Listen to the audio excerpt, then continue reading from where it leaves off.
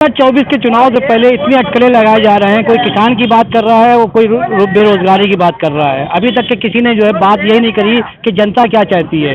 जनता जब तक कि नहीं चाहेगी, किसी की सरकार बदल नहीं सकती है। लोगों से बात करते हुए जानते हैं 2024 किसके हाथ में जाएगा और किस लेवल पे जाएगा। फिलहाल अभी कुछ लोगों ने बात कही थी कि राशन के पर पहले शक्कर भी मिलती थी, कपड़ा भी मिलता था, नमक भी मिलता था।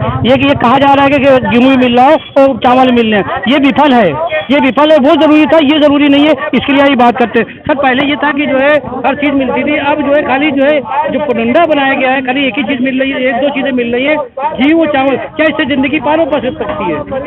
मैं आपको बता दूं कि बड़ी जिम्मेदारी से आपके जन्म कह सकता हूं कि भारतीय जनता पार्टी 2014 में देश में सरकार बनाया और सिर्फ हिंदू मुसलमान पे सरकार बनाया। उसके बाद 19 में मंदिर मस्जिद पर सरकार बना लिया। देश की आवाम को गुमराह करके इन्होंने सरकार बनाई। लेकिन जब भारतीय जनता पार्टी के लोगों से शिक्षा की बात करोगे तो बताएंगे आतंकवादी है, अगर रोजगार की बात करोगे तो बताएंगे पाकिस्तानी है। इस तरीके की इन्होंने हमेशा जुमलों का काम किया है। इनसे न विकास से मतलब है, न शिक्षा से मतलब है, न स्वास्थ्य से मतलब है। सिर्फ जुमलों की सरकार चलाना चाह रहे हैं। लेकिन देश की आवाम अब पूरी तरीके से इनको समझ चुकी है और 2024 में इंडिया गठबंधन पूरी तरीके से देश में सरकार बनाएगी, जिससे प्रदेश का चाहे किसान हो, नौजवान हो, कमजोर तबके के लोग हो, सबका भला होगा। और इन्होंने तो हमेशा कहते ना कि काठ की हांडी बार बार नहीं चलनी है।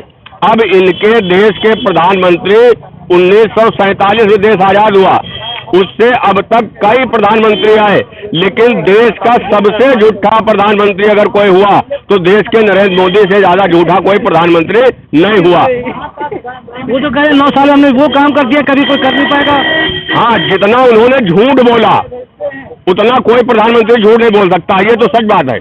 क्योंकि उन्होंने जुमले, क्योंकि विदेशों में रह करके भाग करके, और जितना उन्होंने 9 साल में कर दिया है वो सिर्फ 4 गुजरातियों का, गौतम अडानी जैसे लोगों का, अंबानी जैसे लोगों का, इन लोगों का जरूर भला रखा। उनसे अपना पार्टनरशिप है, मोदी जी का उनसे पार्टनरशिप है, इस वजह से पार्टनरशिप है।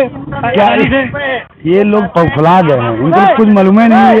अब बताइए, अगर व्यापारी, अगर बिजनेसमैन कोई भी काम करेगा तो क्या आप उसको बिजनेस पार्टनर बना देगा? वो अच्छा काम कर रहा है इसलिए मोदी जी उसको दे रहे हैं। कह रहे हैं कि कांग्रेस की सरकार थी तो ये कहते थे कि इसमें हर चीज मिलती थी, खाली से गेहूँ चावल मिल रहा है। कांग्रेस सरकार में क्या मिलता था? शक्कर मिलती थी, तेल मिलता था, सारी चीजें मिलती थी। 2 लाख लोगों के हाथ में कटोरा पकड़ा दिया नरेंद्र मोदी ने। 80 लाख लोगों के, 80 करोड़ लोगों के हाथ में कटोरा पकड़ा दिया नरेंद्र मोदी ने, जिनको 5 किलो राशन पे सिर्फ चुप कराने के लिए। क्योंकि इनसे कभी कोई बात करोगे तो ये सिर्फ 5 किलो राशन की बात करेंगे, ये शिक्षा की बात नहीं करेंगे, ये स्वास्थ्य की बात नहीं करेंगे, ये व्यापार की बात नहीं करेंगे, ये नौजवान की बात नहीं करेंगे। इनके पास सिर्फ प्रोपगंडा के अलावा कुछ नहीं है। प्रोपगंडा के अलावा कुछ नहीं है। 80 करोड़ को इन्होंने कहेंगे कटोरा थमा दिया। अखिलेश यादव सरकार में तो कट्टा थमा देते थे कि जाके 5 किलो जाके थोक लिए। तो इसलिए जो है इनकी लोग को मानसिकता कट्टा पे बुनियाद थी, इसलिए लोग उसको कटोरा कह रहे हैं। 5 किलो राशन कटोरा में मिलता है। आप भीख आते जो आपके यहाँ मांगने वाले, कितनी भीख दे देते हैं आप जो कटोरा कह रहे हैं? कम से कम समाजवादी पार्टी लोग जो है, जितने इनकी मानसिकता लोग हैं, ये लोग हमेशा एक भाजपा से इनको इतनी एलर्जी है, ये खुद काम कर नहीं पाते हैं। इन्होंने क्या किया मुसलमानों के लिए? ये मुसलमान है, सपा में जुड़े मुसलमान ने 27% मुसलमान जेल में हो गया इन्हीं की सरकार में। किसकी सरकार? समाजवादी पार्टी सरकार में। बीजेपी में क्या नहीं रहे? कहाँ जेल? अंडर ट्रायल में जेल नहीं है। अगर केस निर्भर अंडर ट्रायल में, ये आयोग की है, गुड्डू कमेटी है, सच्चर कमेटी है, पंडित कुशवाहा नारायण कमेटी का रिपोर्ट लागू करवा देना। अगर इनकी हैसियत है, ये बहुत बड़े भाजपा के भक्त बन रहे हैं, ये अंधभक्त हैं, ये अंधभक्त हैं। अगर कोई देशभक्त हो तो देशभक्ति की बात उसकी समझ में आती है, लेकिन ये सब बिल्कुल बिके हुए भारतीय जनता पार्टी कार्यकर्ता हैं। ये 2-2, 300 रुपए कार्यालय लेके आते हैं, या हम मीडिया के सामने इस तरीके की बातें करते हैं और देश के अंदर की बात करेंगे। ये समाजवादी पार्टी कहाँ से बीच में लिया है? मैं कोई समाजवादी पार्टी का नेता थोड़ी ना हूँ, मैं तो एक आम जनता हूँ। लेकिन जो देश के आज हालात हैं वो भारतीय जनता पार्टी ने पूरी तरीके से उनको दुर्दशा खराब कर दी है। कटोरा कह रहे हैं, बीजेपी ने कटोरा उनके हाथ, नौजवानों के हाथ में थमा दिया है। मैं पूछना चाहता हूँ कौन सा नौजवान कटोरा लेकर के यहाँ खड़ा है, मुझे दिखाइए आप। इस देश के प्रधानमंत्री जी ने और दुनिया में जो हमारा सम्मान दिलाने का काम किया है, मैं उस पर चर्चा करना चाहता हूँ। गरीबों को निःशुल्क आवास दिलाने का काम किया है, मैं उस पर चर्चा करना चाहता हूँ। प्रदेश के प्रत्येक जिलों में 4 लाइन और रोड बनाने का काम किया है, मैं उस पर चर्चा करना चाहता हूँ। और आस्था से जुड़ी हुई जो है सभी चीजों पे मैं चर्चा करना चाहता हूँ, उस पर चर्चा करें। जो बताते थे राम मंदिर का लिए छीन लिया, अभी मैंने क्या कहा आपके विकास मुद्दे मंदिर मस्जिद को हटा के बात करिए। नहीं, क्यों नहीं? मस्जिद को हटा के बात करेंगे, नहीं कर पाओगे। वही तो टीवी डिबेट में मंदिर मस्जिद को हटा के बात नहीं कर पाओगे, टीवी डिबेट में बार बार ये शब्द आता था। नहीं कर पाएंगे। चलिए ठीक है, मैं बात कर, मैं कश्मीर में धरातल पे क्या चीज है ये बताइए। धरातल पे आप लोग देख सकते हैं, दुनिया में 4 लाइन का निर्माण हो रहा है। हर गांव में गरीबों को आवास मिल रहा है, निःशुल्क जो है आवास सब लोगों को मिल रहा है। शौचालय मिल रहा है, जो हमारी बहन बेटियां खेतों में जाकर के शौच करती थी, उनको निःशुल्क आवास दिलाने, वो शौचालय देने का जरूरत नहीं है मुझे। अभी और लोगों से बात करते हैं। देखिए कहा कि जो है, देखिए जिस प्रधानमंत्री को देश विदेश नीति बनाना चाहिए, वो प्रधानमंत्री शौचालय का उद्घाटन कर रहा है, शौचालय बनवा रहा है और वही नारा देता है। राहुल गांधी ने कहा था कांग्रेस एक सोच है, उसी प्रधानमंत्री ने नारा दिया था जहां सोच वहीं बनाएंगे सोच। इसलिए शौचालय का निर्माण किया उन्होंने। हर गांव की जनता को, जहां खेत में जाके शौच किया करता था, दिन भर में सूख जाया करता था, गंदगी नहीं होती थी, आज वहाँ सोखता बनेगा और वहाँ का पानी गंदगी से तब भर जाएगा कि आदमी को दमाएं कराते कराते भर जाएगी, मृत्यु को प्राप्त हो जाएगा। सारा वहाँ का वाटर लेवल जितना होगा पूरा गंदगी से भरा होगा। भाई साहब, ये ऐसे प्रधानमंत्री जो गंदगी परोसने का काम करते हैं, कोई अच्छा कार्य करने को 81 करोड़ गरीबी रेखा के नीचे आ गए हैं। MD रतन नौयन ने कहा है कि 80 करोड़ लोग गरीबी रेखा के नीचे आ गए हैं और महासचिव जो आपका दत्ता साहब बोले RSS के, उन्होंने कहा है कि 27 करोड़ लोग गरीबी रेखा के नीचे और 37 करोड़ लोग ऐसे हैं जो 325 रुपया कमा रहे हैं। ये ऐसी सरकार है जो 64% GST का टैक्स गरीबों पे लगाती है और 6% अमीरों पे लगाती है। दूध छाट पे टैक्स होता है इस राज्य में। ये ऐसी सरकार है जो 32 लाख करोड़ एक्साइज ड्यूटी के नाम पे, जब पेट्रोल 3 रुपया था तो उसको 19 रुपया कर दिया और जब डीजल 3.5 रुपया था तो उसको 32 रुपया कर दिया और 32 लाख करोड़ हमारी जनता के जेब से निकाल लिया और 102 लोग अरबपति से 166 अरबपति हो गए और 40 करोड़ जनता गरीब थी, आज 80 करोड़ हो गई। और हिंदुस्तान का हाल क्या है सर? हिंदुस्तान का हालत ये जानना चाहते हैं, बताता हूँ मैं। 2013 में जब कांग्रेस की सरकार थी तब डीजल पेट्रोल का दाम क्या हुआ करता था। आज कोरोना के बाद मैं मान सकता हूं कि हो सकता है 60 रुपए के ऊपर हो गया हो। 2019 तक 50 रुपए से लेकर के 60 रुपए के बीच में ही डीजल पेट्रोल का दाम था और कांग्रेस की सत्ता में प्यार हुआ कि जो बढ़ गया है। बढ़ने का कोई मतलब नहीं है। सरकार देखिए, अब धीरे धीरे देश विकास की ओर जा रहा है तो हल्का फुल्का मानता हूँ कि जो है इस प्रकार की महंगाई थोड़ा थोड़ा बढ़ती रहे। कितना गिराई है इनसे पूछिए। नौजवानों की बात करें, सपा में बात करें या कांग्रेस की बात करें, केंद्र जो सरकार में जो थी तो उसमें जो है आत्महत्या का जो केसेस था वो 18% था, इनके 37% हो गया है। ऐसा कुछ भी नहीं है, मैं नहीं मानता इस चीज को। मैं बात करता हूँ, आप देखिए इस पूरे प्रदेश में गुंडा राज चलता था।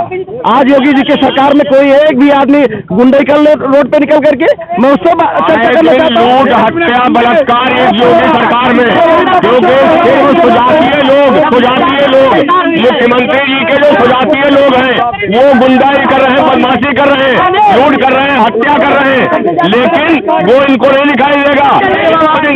एक मिनट रुक जाइए। इन्होंने कहा 200-300 रुपए में बीजेपी कार्यालय पाए जाते हैं।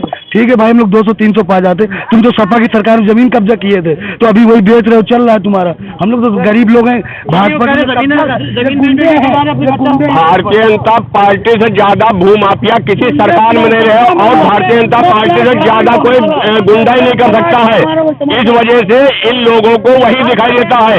समाजवादी पार्टी ने 5 साल में अखिलेश यादव ने कर दिया, वो कभी योगी जी 10 साल मुख्यमंत्री रहेंगे, नहीं कर पाएंगे। ये गुंडे माफिया बिल में बैठ गए, मोनू सिंह को बंद कराए हैं, धनंजय सिंह को बंद कराएंगे, ये सब कहाँ चले गए? और ऐसा कौन सा आपका मुख्यमंत्री हुआ 80 मुकदमे दर्ज है मोनू सिंह के खिलाफ, सोनू सिंह के खिलाफ, धनंजय सिंह के खिलाफ 80 100 मुकदमे दर्ज है, भेजे उनको जेल, नहीं भेज पाएंगे। अमर मणि त्रिपाठी कम माफिया है क्या? बाबा से गलबैया करके उनकी सजा पूरी नहीं हो छोड़ दिया जाता है। जब तक वो अस्पताल में थे तब तक बीमार थे, अस्पताल से छूटते हुए मुकदमा से बरी होते हुए उनको छोड़ दिया गया और वो ठीक हो गए। अब वो जिला जज को कहना पड़ा ढूंढ के लाओ, भैया कहाँ है? सरकार ढूंढ नहीं पा रही है। बड़े माफिया कह रहे हैं, बड़े माफिया मैं बताना चाहता हूँ, इसी योगी जी की सरकार में मुन्ना बजरंगी कौन था? उसका हस्त क्या हुआ?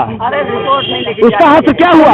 विकास सिंह राज में योगी के राज में मरा है, कमलेश तिवारी योगी के राज में मरा है, अखिलेश के राज में नहीं मरा है, कमलेश तिवारी योगी के राज में मरा है। कमलेश तिवारी अखिलेश के राज में सुरक्षित था, योगी के राज में मरा है, योगी के राज में मरा है। इनसे पूछो कि कमलेश तिवारी को क्यों नहीं बचा पाए?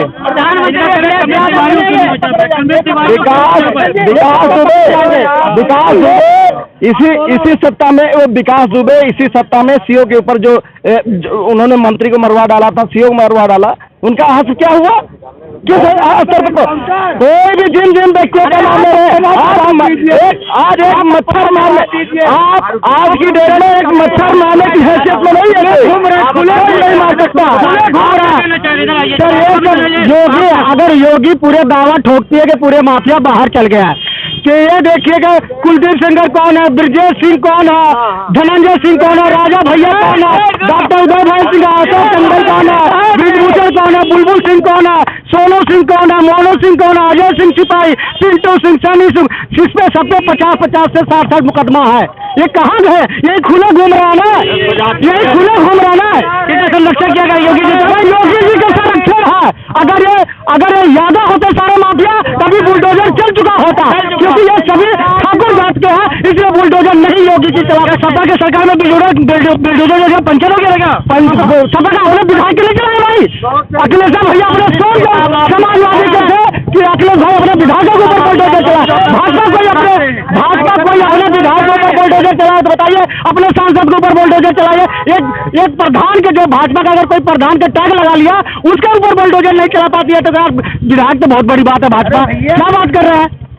तो अभी हालात ऐसे हैं जो नौजवानों की कोई बात नहीं करता, सिर्फ बुलडोजर की बात करता है। सिर्फ नौजवान को बगराल के मतलब कि गुमराह किया जा रहा, हिंदू मुस्लिम और सिर्फ इसमें लड़ाया जाता। हमारे देश के, हमारे उत्तर प्रदेश के नौजवान आप समझ के आप सुनो, गुजरात की युवा क्या करते हैं? अच्छे टेक्निकल के बिजनेसमैन हो जाते हैं, राजस्थान का IIT करते हैं, बिहार का PCS करते हैं। हमारे उत्तर प्रदेश की युवाओं को क्या बनाते हैं?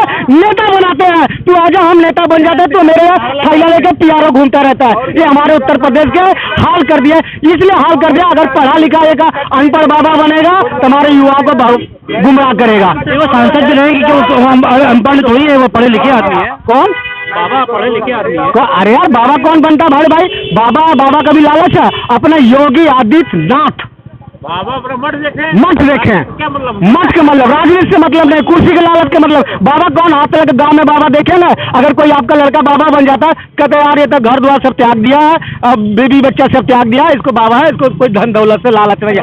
जंगल से देश में आ गया तो कौन से जंगल से? बाबा जंगल से कभी शहर में आ गए यार ये तो कह दो फिर अपने आगे से बाबा हटा गए तो काशी मतलब कि गोरख बाबा के मंदिर के नाम पे क्यों बदनाम कर रहा है? बाबा श्री हटाने कहीं शादी करना न पड़ जाए, बाबा जी तो शादी करना पड़ जाए।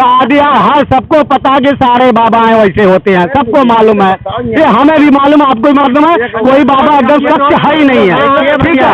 मलिहाबाद की दशहरी खाने के लिए पेड़ लगाने की जरूरत नहीं है। अब हमारे पास गाय नहीं मिलती है ना, अटल बिहारी वाजपेयी क्या क्या कहते हैं संसद भवन में, कोई नेता टिप्पणी किया था तो अटल बिहारी वाजपेयी बोला कि अगर मैं गाय नहीं पालूंगा तो इसका मतलब दूध नहीं पीऊंगा। ये बताओ, आप भी कुछ कहना चाह रहे हैं, क्या कहना चाह रहे हैं आप एक वकील हैं जो कानून को जो है बहुत करीब से देखते हैं, क्या हम ये कहना चाहते हैं कि भाजपा तो धर्म की राजनीति करती ही थी और सपा जो है समाजवादी पार्टी जो है उससे ज़्यादा धर्म की राजनीति करने लगी। इनके पास मुद्दे इस बात का था कि नौजवान बेरोजगार है, महंगाई बढ़ती जा रही, ये उस पर कभी भी डिफेंस नहीं किए। इन्होंने जनता की आवाज़ कभी भी नहीं उठाई, जबकि ये पता है भ्रष्टाचार लूट सब इस समय भाजपा की सरकार में खूब तेजी से बढ़ रहा है और हो भी रहा है। लेकिन अखिलेश भैया जो है समाजवादी पार्टी के जो राष्ट्रीय अध्यक्ष हैं, उन्होंने कभी इस बात को आवाज़ ही नहीं उठाई। वो स्वामी प्रसाद मौर्य के बयान को लेकर के बचाने के रामचरितमानस पे चल रहे हैं, वो जाति पे चल रहे हैं, वो इन मुद्दों को लेकर कभी आगे बढ़ ही नहीं रहे। स्वामी प्रसाद मौर्य के राजनीतिक खेलने की क्या अखिलेश के कहना है? आप बिल्कुल, उनका मौन स्वीकृति है उनकी। इस बात का उन्होंने कभी खंडन नहीं किया कि वो स्वामी प्रसाद मौर्य के बयान के साथ में है कि वो स्वामी प्रसाद मौर्य के बयान के खिलाफ है। अगर वो हिंदुओं के खिलाफ है तो उसका भी वो बताएं, उसका भी नहीं करते। वो ये चाहते हैं कि जैसे भाजपा धर्म की राजनीति कर रही है उसी तरीके से वो भी भाजपा की तरह धर्म की राजनीति करने के लिए अब वो भी आगे बढ़ रहे हैं। नौजवानों की बात करता नहीं, किसान की कोई बात करता नहीं, राजनीति में जो है सिर्फ हिंदू मुस्लिम की बात करता है, केवल और केवल हिंदू मुस्लिम की। इसलिए वोट बैंक उनको एक मुफ्त मिलना है। उनको ये अभी भाजपा ने 80 बनाम 20 दिया, अब वो 85 बनाम 15 दे रहे हैं। सिर्फ हिंदू मुस्लिम से ईसाई कहाँ चले गए? नहीं, उसमें 80 बनाम 85 ये दे रहे हैं, 15 बनाम 85 ये दे रहे हैं और 80 बनाम 20 वो दे रहे हैं। तो आगे जो 20 बच रहे हैं, 20 उनसे पूछा जाए कि वो कहाँ जाएंगे। अगर सपा ये बात कहती है कि हमको 85 चाहिए तो 15 उनके पास कहाँ जाएंगे? 15 में मान लीजिए जो आता है, जो उसमें बेरोजगार नहीं है, उसमें भुखमरी नहीं है, उसमें गरीबी नहीं है, 15 में नहीं है गरीबी। जिस नक्शे कदम पे भाजपा चल रही थी उसी नक्शे कदम पे अब सपा भी चलने लगी है, और जिस नक्शे कदम पे बीजेपी चली उसी नक्शे कदम पे सपा भी चल रही है। वकील साहब की अपनी सोच हो सकती है, लेकिन मेरा ये मानना है समाजवादी पार्टी में और भाजपा में जमीन आसमान का फर्क है। और जहां तक स्वामी प्रसाद मौर्य जी का बयान है तो वो उनका अपना व्यक्तिगत बयान हो सकता है, समाजवादी पार्टी से उसका कोई लेना देना नहीं है। और जो 5 साल अखिलेश को उनको बयान के ऊपर टिप्पणी जो करते हैं उस पर जो रोक लगाना चाहिए ना। नहीं, अखिलेश जी कोई कहते थोड़ी ना कि जाकर के तुम ये बयान दो, या वो जो उनका अपना मामला है ना, वो भी संरक्षण तो वही है भाई। समाजवादी पार्टी मौजूद, इससे पहले भाजपा में थे, तो इसका कोई मतलब थोड़ी ना है जो वो बयान भाषण में कलवा है क्या? पूरी तरीके से उनका अपना राजनीतिक बयान हो सकता है, इससे समाजवादी पार्टी का कोई लेना देना नहीं है। ये संरक्षण जो होता है वो बाप की जगह दाखिल होता है, मगर वो कहना चाहिए बेटा ये सब न करो। ऐसा कुछ भी नहीं है।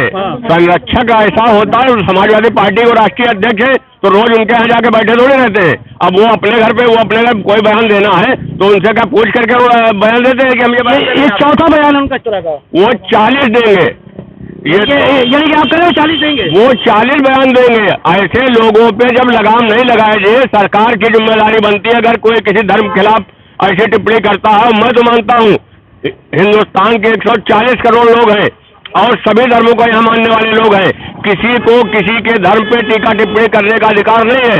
ये सरकार की जिम्मेदारी बनती है कि उनके खिलाफ कार्रवाई करना चाहिए, लेकिन नहीं करेंगे। सरकार की जिम्मेदारी है, सरकार की जो जिम्मेदारी है वही स्थिति है कि जब आपका अन्न खा रहे हैं तो आपकी जो बात होगी वही तो बोलेंगे, उनसे बुलवाया जा रहा है। जब पहला बयान आता है उसके बाद उनको राष्ट्रीय महासचिव बना दिया जाता है, जैसे जब दूसरा बयान आता है तो उनको और प्रमोशन होते चले जाते हैं। और आगे आने वाली सरकार में अगर सपा की सरकार बन जाएगी तो हो सकता है उनको मुख्यमंत्री के रूप में प्रोजेक्ट कर दें, ये कर दे सपा। अगर उनके बयान से सहमत है या नहीं सहमत है, एक भी वाक्य अगर अखिलेश भैया का आया हो इस बात के लिए कि हम स्वामी प्रसाद मौर्य के बयान को खंडित, वो साथ में उनके रह रहे हैं। जब जैसे मछली जो है जल में रह के जल का सब कुछ कर रही है, तो जब तक भाजपा में थे तो भाजपा में क्यों नहीं दिए वो स्वामी प्रसाद मौर्य ने बयान?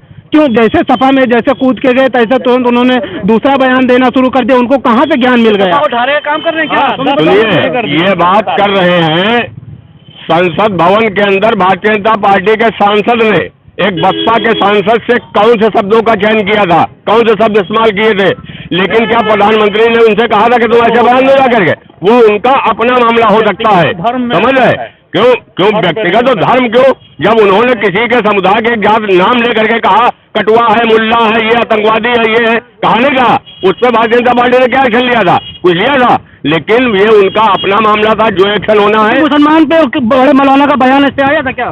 क्या नहीं आया? तमाम लोगों ने कहा था, जमीयत उलमा हिंद ने कहा था नहीं कहा था? लेकिन जो उनका मामला है, किसी का स्वामी प्रसाद का, वो अपना व्यक्तिगत मामला, समाजवादी पार्टी से कोई लेना देना नहीं। व्यक्तिगत, जब कोई व्यक्ति राजनीतिक है तो व्यक्तिगत कैसे हो सकता है? वो जब वो सार्वजनिक जीवन में काम कर रहा है, समाज में जा रहा है, वो एक एक गरीब की नस जान रहा है, देख रहा है, तो व्यक्तिगत कैसे होता है? उनको तो स्वामी प्रसाद मौर्य को तो हम तो सपा का एक महासचिव के रूप में जानते हैं। हमको क्या पता स्वामी प्रसाद मौर्य जैसे कितने मौर्य होंगे? उनको तो कोई उनके बयान का तो कोई मतलब नहीं निकाला जाता है। जब आप व्यक्तिगत पार्टी में होते हैं तो व्यक्तिगत मत आप अपने घर में रखे रहिए। जब आप ये जो कह रहे हैं कि संसद भवन में, तो संसद भवन में जो उनके खिलाफ जो बयान दिया गया था मुस्लिम और जो हिंदू बनाम जो बनाया था, उसमें जो जांच समिति थी उनसे रिपोर्ट मांगी गई थी कि आप अपना इसमें पक्ष रखिए, स्पष्टीकरण दीजिए।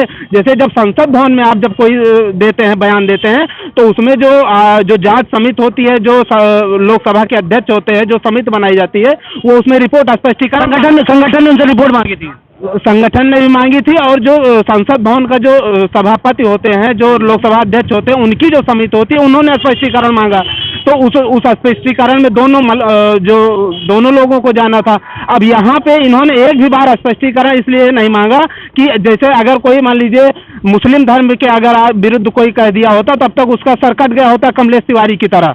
कितने लोगों का है, अगर किसी ने एक भी नूपुर शर्मा, जिन्होंने केवल जो कुरान में लिखा गया उसी बात को उन्होंने कहा, और उसके लिए उनको कितनी बड़ी बड़ी धमकियां देनी शुरू हो गई। इसी तरीके से सारे धर्मों में कुछ ना कुछ कमी है, तो केवल स्वामी प्रसाद मौर्य को केवल हिंदू धर्म में ही सारी बुराई क्यों देखती है? अगर वो इतने सामाजिक कार्यकर्ता हैं, सामाजिक क्रांति लाना चाहते हैं, तो उनको और भी धर्मों में, ईसाइयों में नहीं कमी है, सिख में कोई ऐसी कमी नहीं है, उस सारी कमियों को बताएं। या वो अगर रामचरितमानस की बात कर रहे हैं तो रामचरितमानस छोड़ के वो कोई दूसरा ग्रंथ लिख कर दे दें, बता दें ये ग्रंथ पढ़ा जाए। न हमारा देश बाबा साहब भीमराव अंबेडकर के दिए हुए संविधान से चल रहा है। अगर मानस से चल रहा हो, मानस की कहीं भी कोई चौपाई या श्लोक संसद भवन में, लोकसभा में अगर मान्यता प्राप्त हो, इस तरीके से मान्यता प्राप्त हो कि इसी के अनुसार ये कार्य करना है, तो हमको स्वामी प्रसाद मौर्य बताओ, उनसे किसने गले बंदूक रख के कहा कि आप रामचरितमानस पढ़िए? जब जिस चीज का जो कालखंड में जब जिस चीज का प्रसंग था, तब उसको दिया गया। अब उसका आप अर्थ का अनर्थ निकालिए, तो उसमें आप केवल समाज को लड़ाने का काम कर। आपने नौजवानों के बीच में एको बात, राजनीति ने जो धर्मों को जो झंझोड़ दिया है, इन्होंने धर्म को झंझोड़ करके, इनको ये पता है कि हम इस उलझाए रहेंगे तो इसमें हमको हमारा वोट बैंक पक्का होता रहेगा। इन्होंने नौजवानों की बात की, कोई बात नहीं की। अभी गन्ना पेराई सत्र शुरू हो रहा है, इन्होंने जब से भाजपा की सरकार आई, कई रुपए बढ़ा, इस पे कभी कोई मुद्दा ही नहीं उठाता है। किसानों की लेकर के मुद्दा ही नहीं। यहाँ पे ये सरकार कहती है कि हमने लेवी पे इतना लगा दिया, इतना खरीदारी कर लिया। इनको ये नहीं पता है कि लेवी पे जाने के बाद में कितने दिन बाद नंबर आता है। वहाँ पे जितने जो जिले के जो बड़े बड़े कॉन्ट्रैक्टर होते हैं, वो ले जाकर के वहाँ पे सप्लाई कर देते हैं, उनका कोटा पूरा हो जाता है, ये दिखा देते हैं कि इतना मैंने खरीद लिया। उसका जो उस पे कभी किसी ने कोई उंगली ही नहीं उठाई, ना कोई बात उठाई, ना नौजवानों के लिए, ना किसानों के लिए कभी कोई बात ही नहीं उठाते हैं। बस वो सपा जो भाजपा कर रही थी धर्म के आधार पे, वही ये भी चलने लगे हैं। सब आदमी धर्म की बात कर रहे हैं और धर्म की को लेकर के राजनीति कर रहे हैं। कैसे देखते हैं सर इसको? देखिए, जो स्वामी प्रसाद मौर्य ने बयान दिया है वो शर्मनाक बयान है, और वो समाजवादी पार्टी को बर्बाद कर देगा। उसके चक्कर में कोई भी हिंदू में, सिर्फ हिंदू में यादव और मुसलमान वोट देंगे समाजवादी पार्टी को, बाकी कोई भी जातियां समाजवादी पार्टी वोट नहीं करेंगी। सबसे बहुत बड़ा चूतिया है ये स्वामी प्रसाद मौर्य। अखिलेश जी, आपसे निवेदन है कि इसको जल्दी जल्दी आप पार्टी से निकालिए, नहीं तो आपको कब्र खोद देगा ये समाजवादी पार्टी की और बर्बाद कर देगा। ये बताइए, हिंदू धर्म का अपमान कर रहा है। इसके पहले जब वो भारतीय जनता पार्टी में था तब उसको नहीं ज्ञान था कि इस रामायण में क्या लिखा है, आज उसको सब ज्ञान आ रहा है। देखिए, मैं अखिलेश जी से निवेदन करता हूं, स्वामी प्रसाद मौर्य को जूता से मार के अपने कार्यालय से और निष्कासित कराइए उसको, नहीं तो आपको बर्बाद कर देगा, कभी आपको सत्ता में आने नहीं देगा, और 10 साल आपको पीछे कर दिया स्वामी प्रसाद मौर्य। अखिलेश यादव जी, अगर इस बयान को आप सुनेंगे तो उस पर तुरंत कार्रवाई करिए, नहीं तो आपको बर्बाद कर देगा, समाजवादी पार्टी को बर्बाद कर देगा, कोई वोट नहीं देगा आपको। हिंदू समाज से भी कोई वोट नहीं देगा, सिर्फ यादव और मुसलमान के आप वोट लेकर आ जाएंगे और कभी आप सरकार में आ नहीं पाएंगे। क्या यादव हिंदू नहीं है? हमने कहा अब ये तो इनसे पूछो ना हमने कहा भाई, हम तो ये समझ रहे हैं नहीं क्यों मुसलमान क्या समाज आज जो उत्तर प्रदेश के अंदर स्थित है, अब वो इनका अपना मन हो सकता है, अपना इनका वक्तव्य हो सकता है। रवि प्रसाद मौर्य के जो है सपा सरकार को सिमट जाएगी, बर्बाद कर ये तो इनकी अपनी बात है, उसका कहीं से उनका अपना बयान हो सकता है जो कोई धार्मिक बयान देता है, क्योंकि मैंने इससे पहले भी आपसे कहा कि मैं उसको नहीं समझता हूं कि जो किसी भी जाति धर्म के बारे में टीका टिप्पणी करे। मैं सीधे मानता हूं कि आज समाजवादी पार्टी का एक वर्चस्व है प्रदेश। हिंदी है, हम वतन है हिंदुस्तान हमारा। बिल्कुल, सारे जहां से अच्छा हिंदुस्तान हमारा, इसमें सारे लोग हैं, हिंदू मुस्लिम सिख ईसाई आपस में सब भाई भाई। ये आपके खाली कह देने से थोड़ी ना कहा आपने कोई फतवा जारी कर दिया कि इनको वोट देंगे नहीं देंगे। ये तो भाजपा 2024 में पता चलेगा कि कहां से कहां पहुंच गई है। 400 पार नरेंद्र मोदी 405। बिल्कुल बिल्कुल। आप बताइए। नरेंद्र मोदी 24 में खत्म। नरेंद्र मोदी 24 में खत्म। एक तो स्टेडियम में चले गए तो पनौती हो गई, ऐसे पनौती होगी। भाई साहब पत्रकार महोदय साहब यही कह रहे कि मैच हरवा दिया, यही तो कह रहे हैं मैच तो हरवा ही दिए, वो मैच हरवा दिया। ये महंगाई पे बात नहीं करेंगे, बेरोजगारी पे बात नहीं करेंगे। हम लोग युवा हैं, हम लोग के लिए नौकरियां हैं नहीं, बताइए। हाँ, ये तो भारतीय जनता पार्टी वालों को पहले सुनना चाहिए कि बेरोजगारी पे बात करें, किसानों के लिए बात करें, नौजवानों के लिए बात करें। क्या लगता है दादा? अरे भैया हमें कुछ नहीं लगता सर। 2024 में किसको देख रहे हैं आप, किसको देखना पसंद करेंगे? मोदी को तो नहीं पसंद करेंगे सर, देखना नहीं पसंद करेंगे। क्या कारण, क्यों? अब ये तो आप भी समझ सकते हैं और हम भी समझ सकते हैं। अब हमें इसमें चक्कर ना घुस दीजिए। आप बुजुर्ग हैं, नहीं। सरकारें बहुत देखी होंगी, बहुत जैसे बर्बादियाँ देखी होंगी, बहुत शादियाँ देखी होंगी, बहुत सत्ता देखी होंगी, बहुत लोगों को देखा होगा। क्या लगता है मोदी को नहीं देखना चाह रहे आप? नहीं, अजय मोदी ने देश को भेज दिया। भेजिए, आप जवाब दीजिए। आइए इधर आइए, बहुत मोदी चमचे आइए, मैं जवाब दीजिए ना, मुझे पूछिए, मैं पूछ रहा हूँ। देखिए सर जी, मैं कोई पार्टी का मतलब नहीं, मैं इनकी बात के ऊपर बात कर रहा हूँ। जो कांग्रेस ने बनाया 70 साल में, वो मोदी ने बेचा। क्या नहीं बेचा है? प्रूफ लाइए। देखिए शाहजहां, हाँ अरे अभी आप कबूलेंगे, अभी आप कबूलेंगे। शाहजहांपुर में बाबूजी एक बहुत बड़ी फैक्ट्री थी जिसमें भारतीय झंडा बनता था, आपने पढ़ा होगा, सुना होगा। उसमें 30-35 हजार वर्कर काम करते थे। मोदी जी ने उस जगह को बेच करके अडानी को दे दिया। और झंडे का कपड़ा कहाँ से मंगाया? चाइना से। 1 किलोमीटर का कपड़ा, बिल्कुल बेकार। हर घर तिरंगा, बहुत अच्छी बात है, लेकिन उसी हर घर तिरंगे में तिरंगे का अपमान कितना हो रहा है। आपने टेरिकॉट कपड़े का झंडा बनाया, 3rd क्वालिटी का बना था, हमने 1+ क्वालिटी का बनवाया। कहा तभी तो नाले में है, चाइना का जो है चाइना से मंगाया, तभी तो वो कपड़ा चाइना से आया सर जी। अब वो कपड़े का झंडा बनाओ, कपड़ा देखिए क्या कपड़े क्या नहीं होता है। लोग झंडा देखो नाली में, हमारे देश का झंडा नालियों में पड़ा है। ये झंडे की अहमियत करी इन्होंने। पहले काटन झंडा था, आदमी चढ़ाता था, उसके बाद 15 अगस्त या 26 जनवरी को उतार के फिर घर में संभाल के रख देता था कि भैया अगली दफा इस्तेमाल होगा। अब क्या, अरे यार ये तो सस्ता मुद्दा है, इसको उठा के फेंको, ये सब बड़ा। और ये जो कह रहे हैं इन्होंने देश को नहीं बेचा, अरे क्या चीज नहीं बेची ये बताइए। रिपोर्ट लाइए, तो आप लाइए, कागज लाइए, कहाँ बेचा लाइए, अप्रूव दीजिए। एक मिनट, जितने सरकारी सुन ले तो, एक मिनट, नोट किसका? मैं अपने हाथ में कमाता हूँ, मेरे बाजू में दम है। नोट के, उनके नोट की जरूरत नहीं है, नोट की नहीं है। रोड भी तो नहीं होगा, रोड किसने बनाया? कांग्रेस ने। 1 बिलियन मेरी बात जवाब दीजिएगा। आपके पिताजी ने आपके लिए मकान बनाया था? बिल्कुल बनाया था। जब आप बड़े हुए, आपने जवान हुए, आपने उस घर को अच्छे करके मेंटेन करा? बिल्कुल मेंटेन करेंगे। घर किसका बनाया हुआ था? अरे यार, आपके पिताजी का। ये बताइए, एक बात नहीं, खाली का जवाब दीजिए। घर आपके पिताजी ने बनाया, आपने उसको मेंटेन करा? घर से बनाए? कौन? नहीं, जो रोड बना है तो अपने घर से सरकार ने बनाई है, सरकार की तरफ से पैसे तो बने। वही तो बात, अरे तो वही तो बात मैं आपको बताना चाह रहा हूँ। बिल्कुल, वो रोड बनाई कांग्रेस ने। अब भाई हमने रोड अरे सुनो तो भाई, बात बीच में जो बोले पूरी बात सुन लो, फिर जवाब दो। उस बात को फिर डेवलप करा उन्होंने, बीजेपी ने। ये अच्छा काम करा, ये काम बहुत अच्छा करा भाई। देखिए रोड बनाई, घर बना, आपने अपने घर को डेवलप करा, बहुत अच्छा करा। ऐसी उन्होंने रोड बनाई, हॉस्पिटल गए, उसको डेवलप कर रहे हैं, कोई बुरी बात नहीं, ये बहुत अच्छी बात है। देश की तरक्की हो रही है इसमें। तो इन्होंने अपने पास से कुछ करो, बताइए। देखिए सरकारी नौकरी खा गए, सब ठेके दे दिए, पेंशन खा गए, वो सब ठेके पे दे दिया। ये सारा आपको दे दिया जाए 1 लाख रुपए महीने पे और आप चुपचाप सोए हैं। कौन देगा? नहीं सरकार आपको दे रही है। उसी पैसे में 10 लोगों को हमने हमारे बाजू में जब चारों रूप से संस्था को आगे बढ़ाया। 1 मिनट मैं इसका भी जवाब दे रहा हूँ आपको। जवाब दीजिए। देखिए सरकारी लोग क्या हो रहा है, मोदी जी क्या करे, आज हमने 10,000 लोगों को नौकरी के दे दिया बांटे। अब क्या होता है सर, आपको नौकरी दी, आपसे 3 महीने काम कराया, उसके बाद कहते तुम आप ठीक नहीं हो, हटो, वो उनको दे दिया। अब आपको कौन होगी गिनती है आपकी, एक इनको दे दिया, 2 गए, एक इनको दे दिया, 3।